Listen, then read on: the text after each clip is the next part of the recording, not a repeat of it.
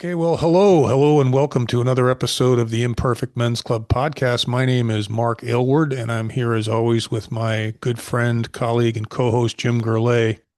And here we are on the 17th of December, 2025, and Jim and I started talking in the pregame about the idea of reflecting perhaps on 2025 and then speculating, hopefully in an educated fashion, on what might happen in 2026. And I guess we both kind of concluded that the world has changed dramatically. Hopefully for the better, but we're not really sure. I'm not really sure. I don't want to put words in your mouth, Jim, but we're going to talk about four or five different categories of things that changed probably significantly in 2025, and then we're going to do some speculating on what might be in store for us in 2026. So, and as always, the Imperfect Men's Club, the imperfection being the perfection, and how frameworks have been so helpful in our work, and as well in some of the work we've done with others. The structure of them and the organizational component of them, the clarity that they bring, and so on and so forth. So, Jim, I'll throw it over to you, but we can start off, I suppose, with what the heck happened in 2025. Well, one thing that will always be remembered in 2025 is artificial intelligence, AI. I think that's one of the five items that we've identified worthy of reflecting on for 2025, but also getting ready for 26, as this will be our final episode or our second to final episode. But yeah, Mark, as we always do, we start off with the Imperfect Men's Club framework, which we created now, close to 5 years ago, which consists of these five areas of our life, focusing on men. And our tagline is "The imperfection is the perfection." But just to remind uh, our listeners, it's no particular order, but as a man, we often define our life in our profession, our career. That's one. We have some subcategories that go into that. The other one is our relationship with the world, the worldview. That's typically our politics, our family history, our faith, and so on. Our relationship with others. We divide that into two areas: men, women. Our relationship with money, which is a big one, and our relationship with ourself, which is our well-being, our physical and mental well-being. So, what I thought about this week, and when, it's again, like always, we have a great pregame, but it is a time of reflection. It's I think you used it as you like to focus instead on goals, to focus on your systems, which I thought was is brilliant because it's true. Your systems, your processes produce your goal, produce the results. But um, so those are frameworks that we've included as one of the topics. We also talked about the importance of our brand, our personal brand. Um, and then one of my favorites, just taking an inventory of 2025 and do a reallocation of resources, which is always time, energy, and money. And then number four would be the words. I've got I think, some real fun ones that will definitely move into 26. So we've got some words of the year, and then quotes of the year, which there's some classics that always get repurposed. But let's start off with AI, Mark. And when you think about 2025, what comes to mind? And then again, we'll touch a little bit on 26, but really focusing on 2025 and things that we'll never forget. Yeah, I think it's interesting. I feel like I need to reiterate that my position on this is I've been sitting in this technological catbird seat for 35 years, just in the technical staffing space. So I've seen technical innovation come and go, and some of it sticks and some of it fades away. And so I always have a healthy sense of skepticism, and I think that what happened with me was in 2025, it became part of my sphere, my life. It entered into my existence, but it's been around for a while. And some people would argue 10, 20 years. I think from a mainstream standpoint, maybe two or three. but from a really people like you and me, non-technical, semi-technically knowledgeable, not programmers, not architects. It was really 2025 when it was like, hey, what is this? And then it became, how can I use this? And it's just the evolution for me was, and I've told you this before, first thing that struck me was this is a contextual situation. If I can give it context, like any really good conversation or disagreement or investigation, what's this? What do you mean? Why? Why? What's this? What about that? Who am I talking to? What am I trying to accomplish? What's the output I'm looking for? What are the results I'm looking for? And it became this exercise for me of this thing is like an infant, and now it's like a teenager, maybe arguably a young adult, at least in my experience.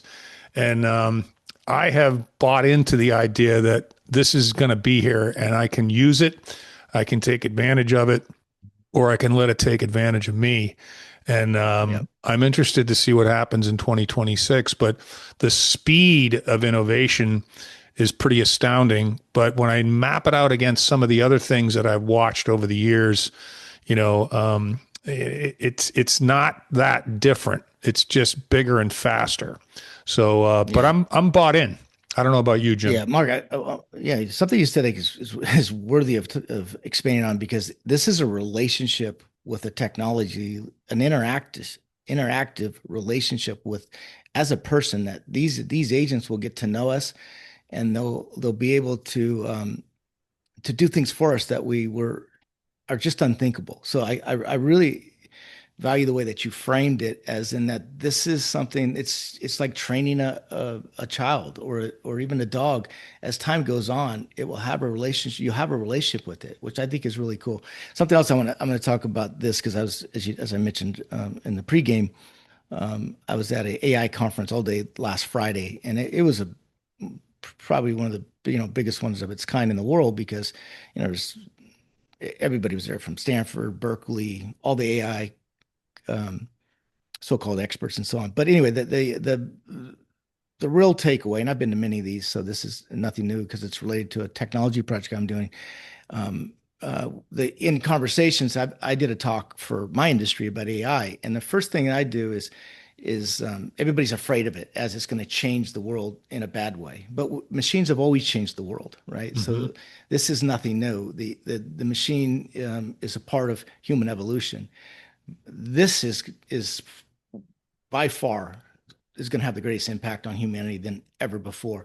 But I like to reframe it, and that is instead of looking at it as artificial intelligence, look at it as amplified intelligence because there's Hmm. people, including myself, that this machine can do things for us that was just unthinkable. It's like being able to see for the first time, especially if you're neurodiverse and things that come very easy to other people don't. So think of it again as amplified intelligence. The other word, instead of using artificial, uses augmented intelligence. It's going to Hmm. augment things that humans probably shouldn't be doing anyway. And then the other one is the five senses is still going to be a very, very valuable experience. So when I say the five senses, right, an event or an interaction with a human agent, a person, and because a human is going to be very different than an AI agent, because agents in general are dumb. They only know what they've been told. Humans have much more dimension, and the human experience of the five senses, whether it's right now, you and I are experiencing two of the senses, right? We could see, we can hear, but you don't have perspective. So the other five senses will become a huge part of the human element of it. And when you put the two together, I think we're living in the greatest time ever to be alive. I really Yeah. mean that when I Yeah. say that. I know it's scary, but this is probably the most exciting time ever to be alive in terms of what is possible. And yes, will some people lose their jobs? That's going to happen. It's also going to empower people to do things creative. So, in fact, this particular event I was at, I was just happened to run into a neuroscientist, and he was reprogramming all the algorithms or all the databases to update to what it's going to be in the future because a lot of what is in A now is taking the old basically the books right that we read in our that's what the internet is now. So there's all kinds of really cool stuff going on. But No question, Well, like 2025 will be AI. yeah, But I let's go think on to that the next one because again, we can talk about this the whole episode. So yeah. Yeah, we'll come what's number back to it. two? It'll Yeah, probably be a part of all the other three or four categories, but no question. Yeah. yeah, we both kind of invested consciously and unconsciously. I'll speak for myself there in this notion of developing a personal brand. And as Mhm. cliche as that might sound on some level, I think it also has turned out to be kind of magically delicious. It's like who knew? I didn't. I just felt like this is probably something I should consider. Like, who am I becoming online? I'm like, I'm not Yeah. a company anymore. I'm me. And I'm taking all of my experience and all of my wisdom and all of my failures and all of my lessons learned and saying, well, what can I give back to the world? And I picked this lane of helping capable men who've been hit with adversity and helping them overcome that and bounce Hmm. back. Yeah. And that turns into a brand, and it's really been an interesting process. But you then started talking about it as well, and we're both in this position of building these personal brands, and AI is a big part of how we're doing that. Absolutely. Yeah. Like you said, AI is going to kind of conveniently lay on top of everything we talk about. But yeah, back to your personal brand is everything because the world has really changed in 2025. It was changing before that. And that in order to have, to build, well, the most fundamental things, right? Who know, like, and trust. It has to be authentic. And AI, this machine allows us to build a brand in a way that would have can have much greater of an impact than ever before. So your personal brand is your personal brand because it has to be true, it has to be authentic, and for the first time, anybody could scale their personal brand, but you have to leave with credibility, lead with that. So like you said, and it kind of sets up the next item, which is a personal brand, but also a personal inventory. And I'm going to jump ahead for you on this one because I think it's very relevant that the personal brand inventory is our frameworks. Even the Imperfect Men's Club, the framework that we talked about in the beginning of this episode, we take inventory of all these things that we've created, not just in 25, but even maybe an entire life. I Hmm. know you're creating a course and you're redoing that course, but it's the framework that you created I don't know how many years ago, right? There's all these Well, things we can do with this amazing new machine called AI. well, it's interesting when I reflect back on, when we were kids, there was this structure and it was up to other people. It was up to Hmm. our teachers, it was up Yeah. to our guidance counselors and our coaches, and then you had to work for a big company and then it was up to the company and and when I first got into recruiting, the mainstream population would say, this is how you have to do this. This is step one. This is step two. This is step three. And my immediate position, I don't know if it was my decision or just my innate nature, was wait a second, I'm going to question that.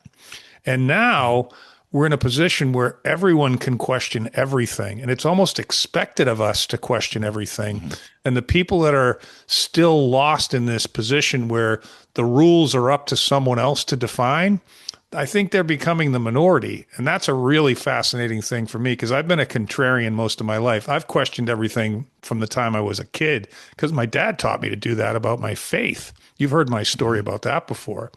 But I think Yeah, in that yeah, that rolls into this whole idea of what AI is, what a personal brand is. And in the inventory for me is all my stories, all my experience, all my yeah, wisdom, and yeah, to you as well. But it's like question everything and everything's about context. You know? yeah. So on the inventory, the bullet points I came up with, really doing an inventory of allocation of time, energy, and resources, typically money. And it's you can look at your calendar in 25 and see what you did, and to do a simple do the simple arithmetic is how many hours, how many days was allocated to that in 25, and what did it produce? And what's the value of that?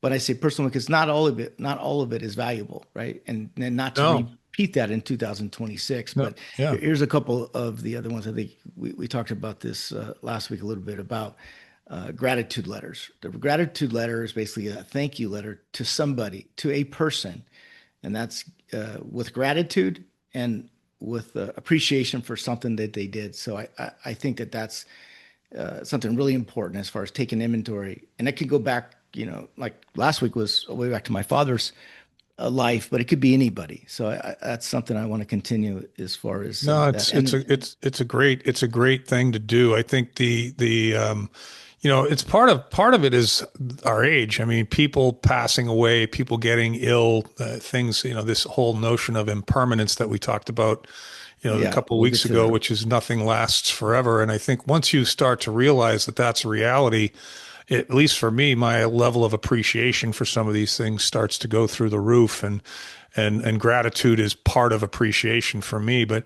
inventory for me, the thing that makes me think about most in 2025 is this system that I built, these simple processes, and we talked about it in the pregame that Hmm. not I'm not as big a fan of specific concrete goals as I am of Hmm. define a process that works for you, that you look forward to, that's simple and enjoyable, and maybe doesn't cost a lot of time or money. And then recognize that if you put that system and process in place, Hmm. that if you adhere to it and you show up every day consistently over time, the goals that you aspire to will just materialize as a result of adhering to those processes. That's magical Yeah. for me. And I'm going to continue that on in 26. I'm just going to refine the processes. Yeah, I'm going to add a couple to this inventory list. I think you'll get a kick out of this. So one of my inventory lists is I just came up with this one, the do not call list. Like, do not call. Don't call me, and I won't call you. Yeah. But so that's a new list I'm adding again in addition to the gratitude, and then yeah, I think personal accomplishments. Yeah, those are important to reflect on some of the milestones or personal accomplishments that happen, and whether a family, having a granddaughter, different things, just reflection, and then the farewell letter. I think you talked about sending one of those out last week. A farewell letter, kind of old school, but it's farewell. Like thank you for your service. It goes back to the in permanence, but nothing lasts forever. But a farewell as okay, that relationship has served its time. Now it's time for us to move on. Yeah, It's I not think productive anymore. And Yeah, I think some shit you just got to let go, and some people you yeah, just got to let go, and it's not always easy to do. But no, it's very you've difficult. said this a few times that energy, resources, money, time, you only have so much, right? And Yeah, so it's like if yeah, you peel away somebody who's dragging you down, or something that's dragging you down, or something that's not serving you, what you end up with is this space and this energy that you can apply in a much more positive fashion. And it's like hmm, we talk a lot about choices, right? And I think choices comes into the inventory space real aggressively, which is what did I do in 25 that is now in my inventory that I don't want to take forward in 2026? yeah, And that could be absolutely. a habit, that could be a human, a relationship, it could be any number of different things. But I think that assessing your inventory and saying, what do I need to leave behind and what do I want to take with me? And then with that newfound energy and space, what do I want to fill that space with? Yeah, again, there's so many things that I think the other one is inventory is wasting time trying to convince somebody of something that they either don't get or just is not worth the time to do it. Some people just aren't interested, and so I think I'll spend less time with those people. It'll set it. This will be fun when we get to the quotes of the year, but the next one is the words of the year. So we there's all kinds of them, but number four is words of the years. What are what my favorite word is? I'll start off with it, and I want to know what yours are. But yeah, impermanence, just because it applies to everything. It applies to relationships, but it makes you also value the present. I think so often we get caught up in living in the past, the future, and we forget all we really have is the present, and nothing lasts forever. So especially as you get older and you see somebody that loses their health or somebody that passes on. When we've all lost some people, and I've lost, I don't know, two or three different people in 2025. So it makes you value the time that we're here and waste less time on things that aren't important. So that's my Yeah. word of the year. What are some of Yeah. yours? I think I do this journaling exercise every morning, and the word that goes at the top of my journal every single day is gratitude. And we've Hmm. talked about it. That's a good And, one. Yeah. appreciation, I think, is kind of a synonym. Hmm. Being grateful for one of the most magical things I heard a few years ago, and I think it was Tony Robbins, but it was Hmm. when you are in a state of gratitude, there is no space for negative emotion. You can't be afraid, you can't be anxious, you can't be sad. It's physically impossible to be truly in a state of gratitude and feel any other emotion at all. And I don't know if that's true or not, but I think it might be. Hmm. And it works for me. And I default to gratitude all the time. It's just lovely, Hmm. you know? Yeah. The other word comes to mind, the word limerence, where you think of something, it keeps repeating itself. You think of a person or something, and that repeats itself. It's it's good work because it reminds you sometimes your mind gets stuck on certain people Hmm. or certain things, and you have to stop that process because it's a thing, and it happens more often than I think we realize, and it also allows you not to focus on the other important things. But this is fun. We'll leave some time for it. But number five is quotes of 2025, and you had some in the pregame. But what are some of your favorite quotes? And they could be, again, it doesn't have to be a new one. It's just ones that that never fade away, never go out, become maybe have Yeah. more significance as time goes on. But what are some of your Yeah. favorite Well, quotes from I've stolen a few from you. So I'm going to try I and got a lot leave. to steal from. I I'm stole them from somebody else, so don't feel bad. well, everything's plagiarism after you get out of Yeah, school. I exactly. think we lose sight of Yeah. that fact. Now, a couple that my dad, left me with or leaves me with is, if you're not being taken advantage of every once in a while, you're not being kind enough to people. And I think that that's related to gratitude and appreciation. And it's a slippery slope because we've all been taken advantage of before. But I think that if you think about that, I think that when I think about that, I have a tendency to be a little bit more kind, a little bit more generous, a little bit more transparent. And then another one that I can't remember who said it originally, but is if you don't stand for something, you'll fall for anything.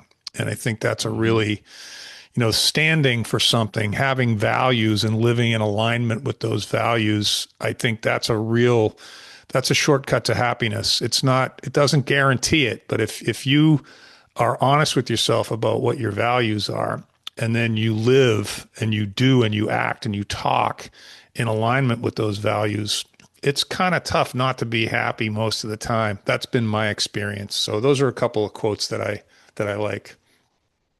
Yeah, I have, hundreds of them. But for 2025, I think I may have started this in 24, but more people, more problems. I think it just applies to everything. More people, more problems, right? Yeah, so that one will stick for sure. We grow bitter, but we grow better. Uh, it is a choice, and the default is bitter. So that's kind of like the Yeah, gratitude it's one. the fork in the road, right? I find we talked about this in the pregame, but I find that quote is spectacular. I think it's if you look at everything like and related to that is the whole thing that life can happen to you or it can happen for you. Yeah. And this notion that we're completely in control of how we look at whatever the circumstances that we're facing.